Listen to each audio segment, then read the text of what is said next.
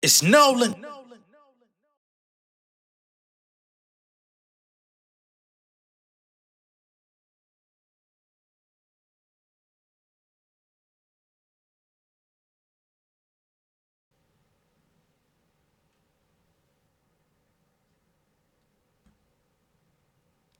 What's going on, beautiful people? It's the kid J Nolan here. Welcome back to another episode of Inside the Industry, your number one source for music, entertainment, commentary, and breakdowns. Hope everyone is doing well. Hope you had a beautiful day. All of those good things. Gonna be getting into some Nicki Minaj news, Drake news, 21 Savage news, and a little bit of Latto news. But before we get into the show, I also want to go ahead and answer a question that was posed to me a little earlier. Someone asked, what happened to the Kalani video earlier? I'm going to be honest with y'all. There was a proposed takedown from one of the parties that was spoken about in said video. And out of respect, I decided to oblige because on Inside the Industry, we're not here to do seriously salacious content. We're not here to make people look bad or besmirch people's name or run them through the mud or, ruin relationships in an irrevocable, irreconcilable way.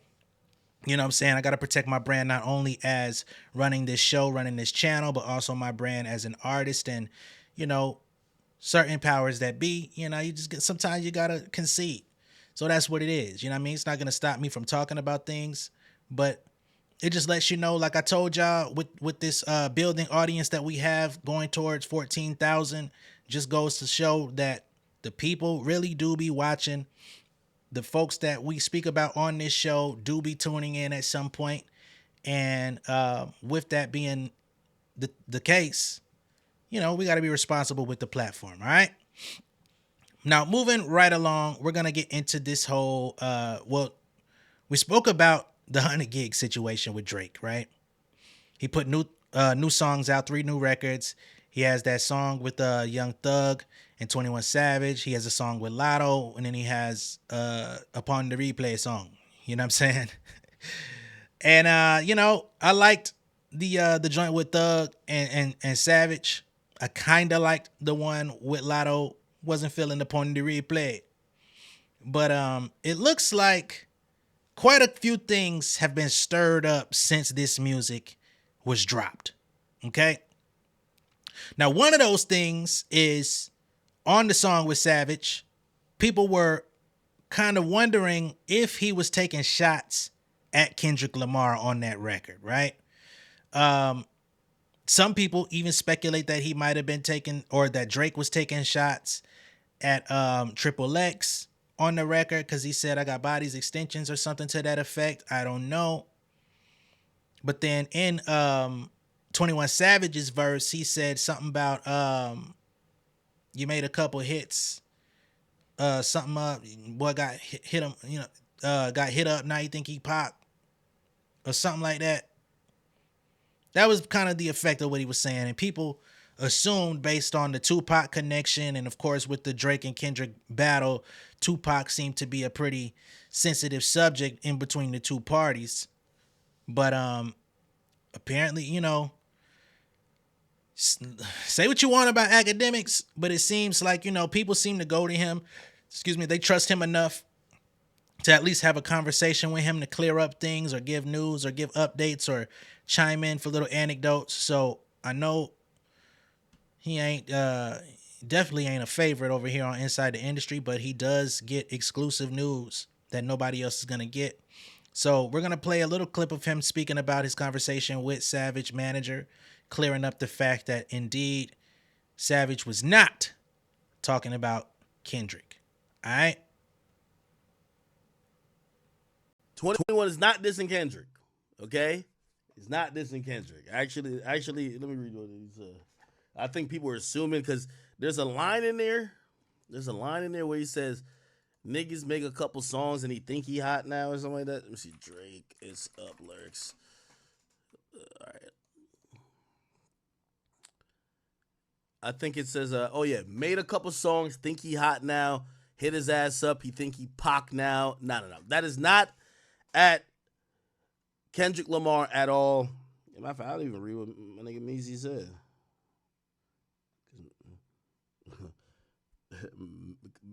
Meezy was just like, Beezy was like, "Yo, that is definitely." By the way, this is 21 Mans, right? He said, "Yo, that is definitely ain't no shot at Kendrick," and he literally said that shit would make no sense because Kendrick got more than one hit or whatever, or a couple songs. Like he got a bunch of songs that are popping, so it's not him, right? So we could quiet that down. Kendrick didn't. 21 did not diss Kendrick. All right, so there y'all have it. When I heard the record, I didn't think he was going at Kendrick neither.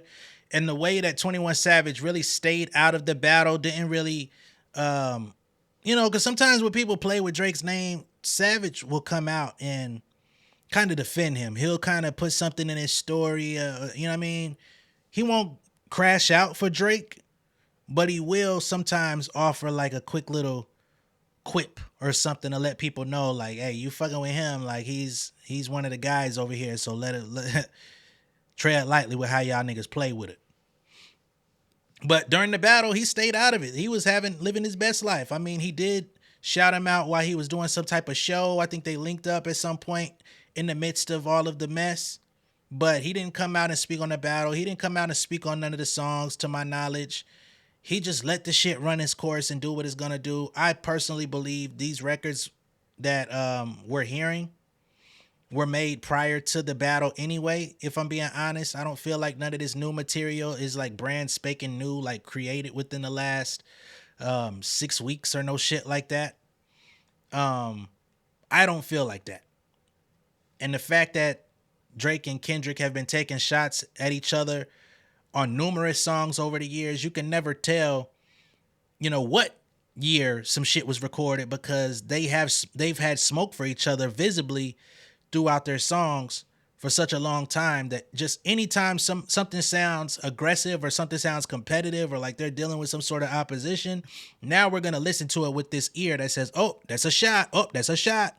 And we could either be right or wrong. We don't know until the artists come out and confirm it, which they probably never will. But if the shots land close enough, we're just going to run with the story. And that just is what it is. That's just the way the game's going to be working. Right? But as you can see, 21's manager says, dawg, that's not true. Okay? Ain't no way we could try to rub it in Kendrick's face that he got a couple songs now, he hot now, when Kendrick has more classic records than 21. Right? So ain't no way you could diss him. That would be crazy. And I think 21 has a tremendous amount of respect for Kendrick Lamar anyway, which is why he stayed out of the situation, right? Despite his alliance to Drake, I think he knows how to be Switzerland in that situation. If he ever were to run across Kendrick, I don't think it would be no smoke. So I'm glad that got cleared up, because I did see that narrative going around.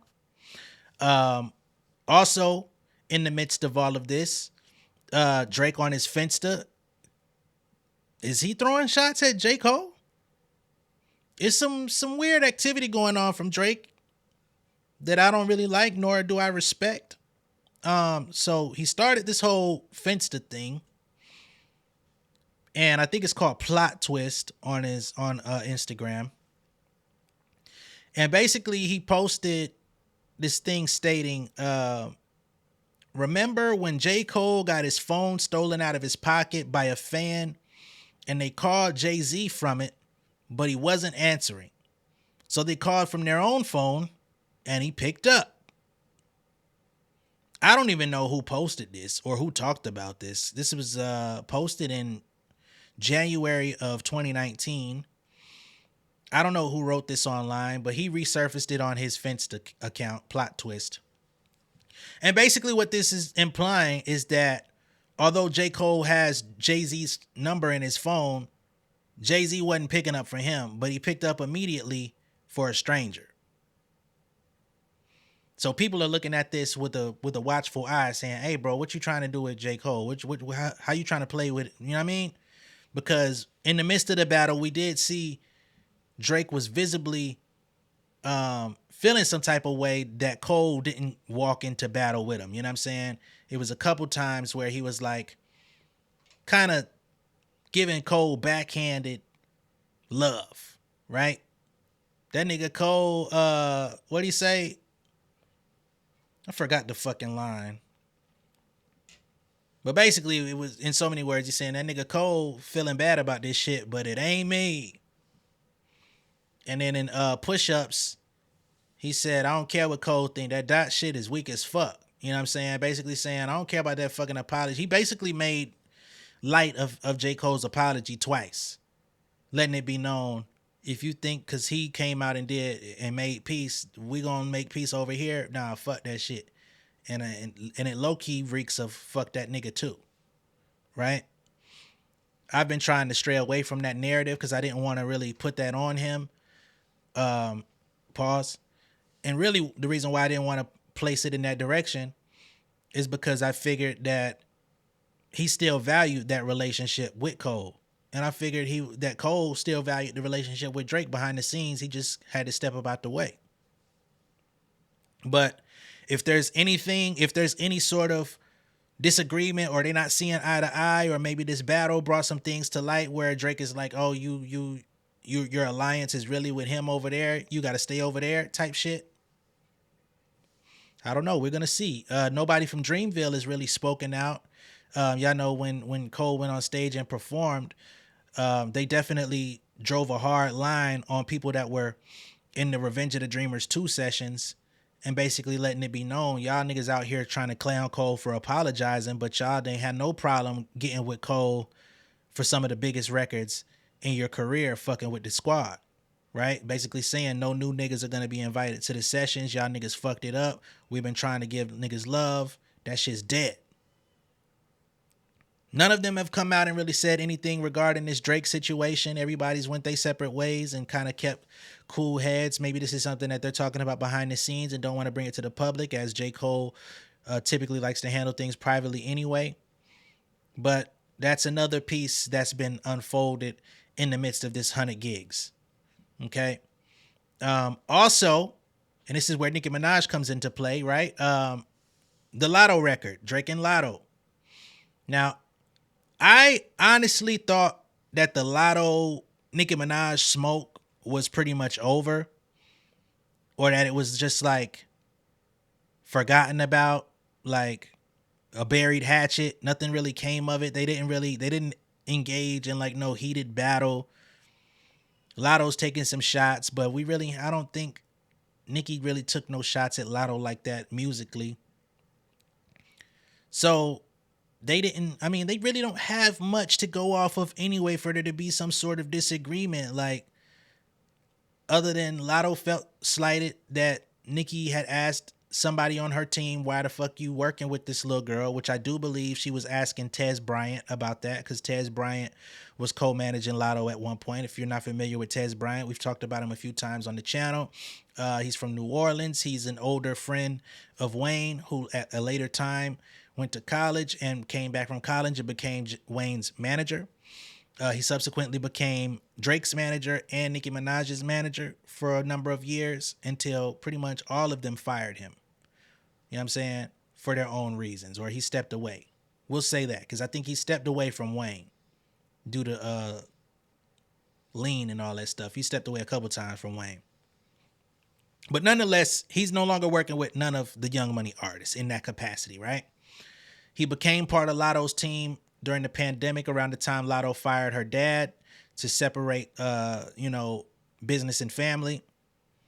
And around that time that things kind of went that way, Nicki was asking behind the scenes, why are you working with that little girl? Not to mention Wayne had also done a feature on Latto's last album, Sunshine on Me.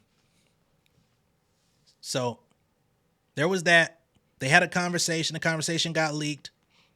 She was trying to bully this young lady. And from there, Latto took some shots. She thought I would go kiss her ass. She must ain't take her meds, all type of stuff like that, right? And that was pretty much it. Like, it ain't been nothing crazy, right?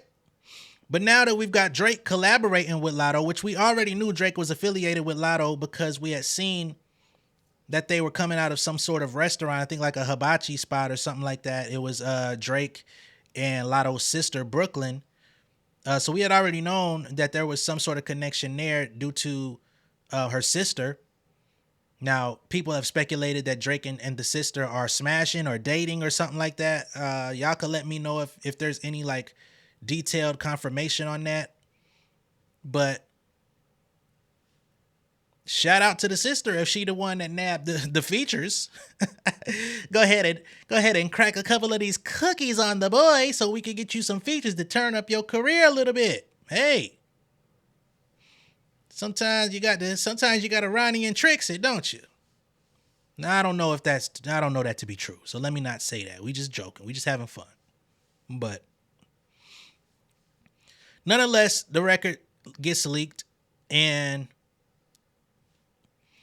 as with all things, whenever Nicki feels some type of way, has something that she wants to get out to the people, her barb specifically, she goes on Queen Radio and she chats it up.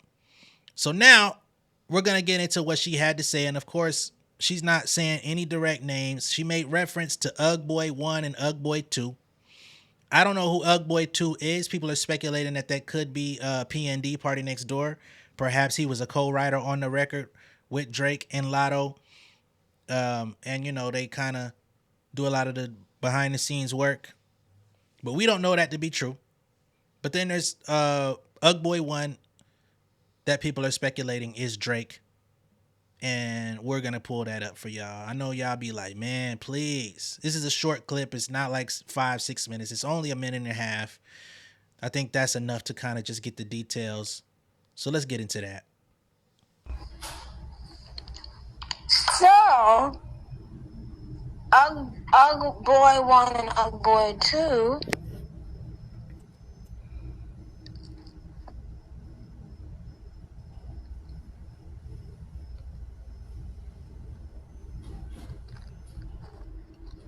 they know they forever gonna have a willing participant because our girls are so desperate for this money, They so desperate. If a mother tell them to go and catch a wild tuna, skin it and eat it, they would do it. You understand what I'm saying? They would teach themselves that very day how to hunt, fish, swim, kill, eat, cook, every motherfucking thing. You see, because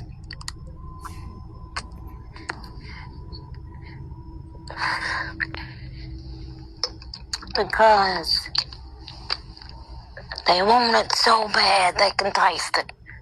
And when you taste it, you want it again. But honey child, they ain't finna taste no more. Now, I'm gonna be honest, I don't know what the fuck she talking about here. You know what I'm saying? But we see that she put on the faux Southern accent, which I'm gonna be honest, I don't like that shit. I don't like that. I don't support that. I don't think that shit cool. And the reason why I don't is because she pulled this same move in the situation with Megan Thee Stallion, where she wanted to mimic Megan, and it's like, oh, you want to rap like Bun B and Pimp CC? Now it's so close enough you can taste it. You know what I'm saying?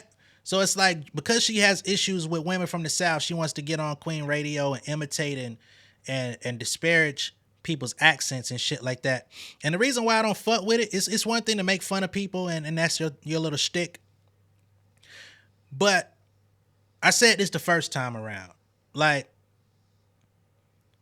why? What is it? What is your disdain with people from the South when your career was launched here? You run to the South when you need a few dollars. You know what I'm saying? Like, we're going to have to keep it really honest about this situation. And I know some new subscribers that came from the Nicki video the other day ain't going to like to hear this shit. But if you were tuned into Nicki Minaj's career, you just going to have to face some facts here. She was a mixtape rapper, a DVD rapper to be more specific, while she was in New York. She was on the come up, and she was literally on the come up. Okay?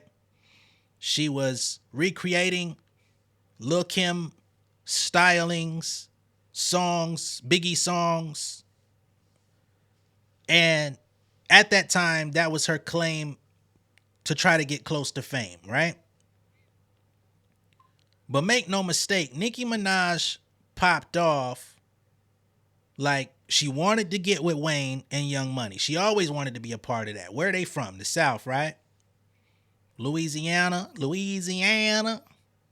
Like, we not finna act like Louisiana, New Orleans is motherfucking East Coast. We not gonna act like they Midwest.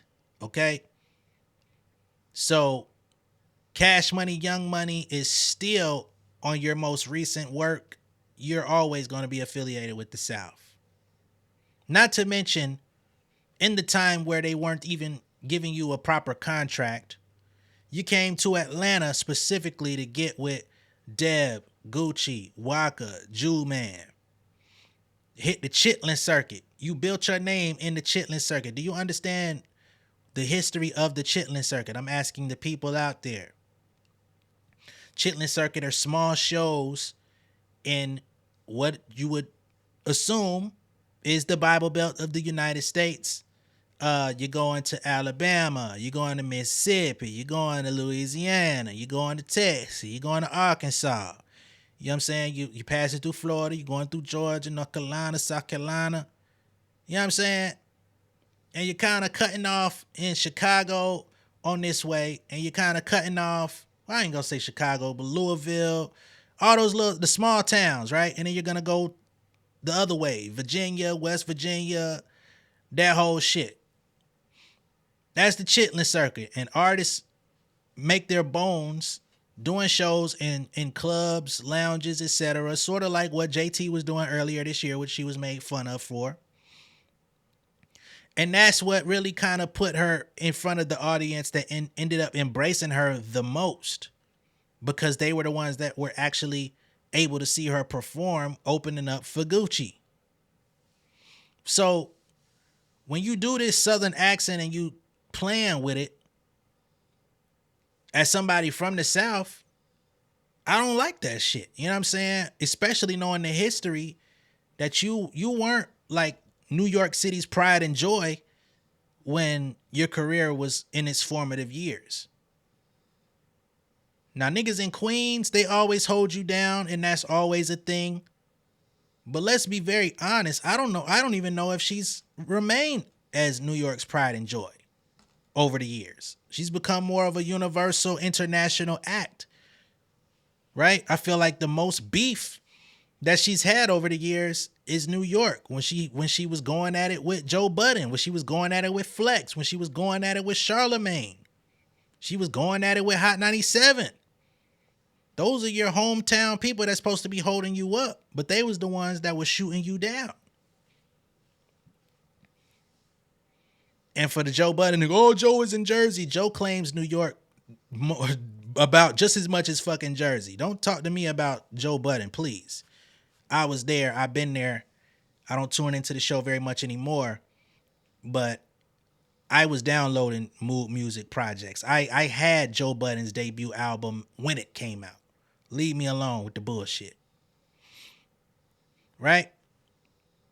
So I don't respect that. I don't like that shit. And it's the second time that she done pulled this shit out, trying to pull this goddamn barnyard accent out, making fun of other ladies. Now, when she speaks about her position in the game, she speaks about her success, she speaks about her longevity, she speaks about all of those things, I'm able to co-sign that stuff, right? Because until somebody kills the person sitting in the throne, till you're dethroned, you earn your right to fucking throw your weight around in terms of your accolades and everything, right? That's cool. But when it comes to humanity of the situation, I don't think that shit is fly at all. Right?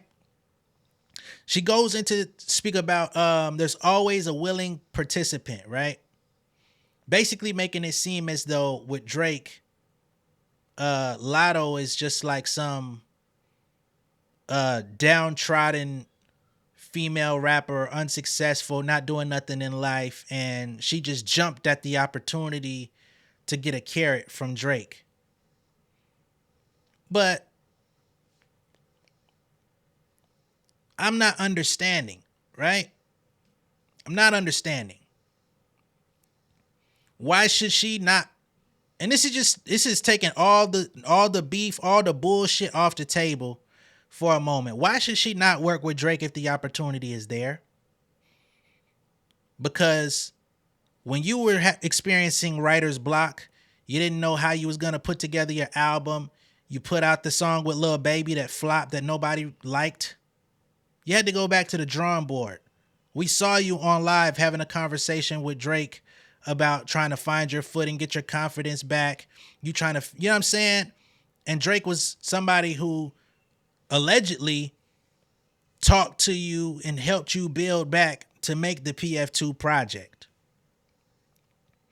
So if he was available and a good resource for that, why should he not be a resource for anybody else? Oh, because you don't like Latto and don't nobody understand why you actually don't like Latto, right? What you want to say, she's ungrateful, she's disrespectful. What, she didn't bow to your feet and professionally pedicure your shit, right? When you know what I mean? Like, nah, dog. Some shit you just gotta be real about. Now,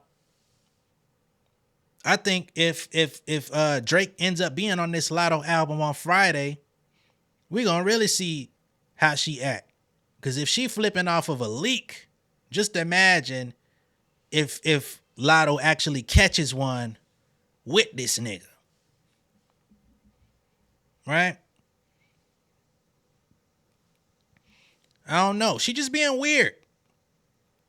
I didn't agree with her throwing her sister under the bus the other day. Her little sister, the girl is only 18 years old. I understand that she is being used by YouTube channels and platforms to get interviews with Nicki Minaj's sister so that she can go on there and slip up and give out information, divulge something salacious or divulge anything that somebody would deem valuable enough to go search for. I understand that, but why y'all couldn't have a conversation? Do you not have this young lady's phone number? Right? So I didn't think that was cool. I didn't really like spend a lot of time speaking on that because there was so much other shit at play circulating. But you threw your blood sister under the bus, who's in most people's eyes is still a child. Now you're mad at Drake, Ugg Boy. He's Ugg Boy all of a sudden. I find that to be very interesting. You know what I mean? And people have been speculating that things haven't been so rosy between these two for a while now. It seems like they have this frenemy relationship where one year they're good, the next year they're not. Drake goes to the show. People were mad when she, called him out from the stage. He was in the top, just chilling. And people were like, why didn't he go on stage? Because he wasn't commissioned to be out there. The fuck? But for whatever reason, he was the bad guy for that. I don't know.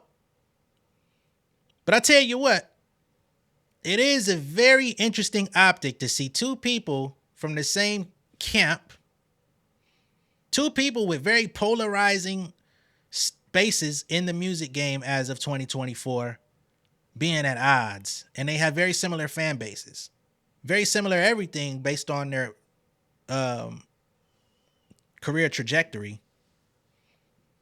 She's definitely willing to crash out. It would be a bad look for Drake to respond or retaliate in any sort of way. But I do wonder, like, did he expect this? Was he poking the bear? He's been agitating some of everybody. Is he not self-aware enough to know like that would be a pain point for someone he cares about or claims to? I don't know. But I will say Nicki's being very territorial about the situation. I think she need to calm that shit down. She's been true territorial about everything. Anybody who works with Cardi B becomes the ops. You know what I'm saying? That shit is weird. Like, y'all have very different spaces within the game. Y'all have different fan bases. Y'all have different looks. Y'all have different sounds. Like, it's time for Nicki to just really focus on herself. That's what she told the fans to do. She told the Barbs, stop worrying about motherfuckers. So one thing about giving advice or giving pointers or giving people a directive, you got to be willing to follow that shit for yourself. I mean, am I bugging? Right? Like, sometimes she ain't all the way wrong. And that's why I come out and I say, in this instance, I agree. And in other instances, I may disagree, because there's nobody out there that I'm going to be in agreement with 100% of the time. And if that presents an issue for you as a viewer or as an insider or whatever, that's cool. But you know where I stand. Okay? Let me know what y'all think about this down below in the comments. Be sure to like and share this video. If this is your first time seeing me on YouTube, go ahead and subscribe to the channel. And I will catch y'all on the next one. Much love and respect, y'all. Peace. King of my city and cul-de-sac. Coming out swinging like soldier rags. Leading my people like quarterback. Boy, I study this shit on my almanac. Had to get up and grind. Knowledge is booming, I'm here to apply. Came with the chip and the dip, it just single the mind. We finna do more than survive. I need my check. Spinning the block for the Gouda. We hitting the jeweler to flood out the net. We don't do beef on computers, I'm straight out the sewer. We come when you rest. Niggas be looking perplexed, so keeping my foot on their neck. No map, I trust my gut for the quest. With drama, I'm fully abreast. I was ready for years and they doubted me. All of a sudden they tell me they proud of me. I've been dropping these haters like calories. Cross them out, I came back with some boundaries. Stand for my honor, but too raw, no corner. Packing the stick with a drummer. Wanna catch my bad, won't fumble. I done came too far to be humble.